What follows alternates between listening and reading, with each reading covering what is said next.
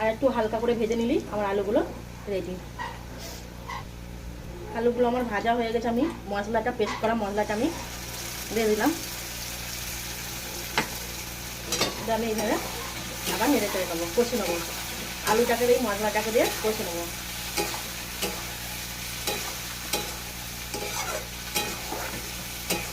কাঁচা গন্ধটা, আদার কাঁচা গন্ধটা আমি করবো কষে কষে। তো মশলা ধোয়া জলটাকে আমি চারিদিকতে দিয়ে দিলাম, এদিকে কষে নেবো। ধনে পাতা দেওয়াতে দেখুন গ্রিন গ্রিন কালার এসছে, কত সুন্দর কালারটা দেখুন, গ্রিন কালার এসছে।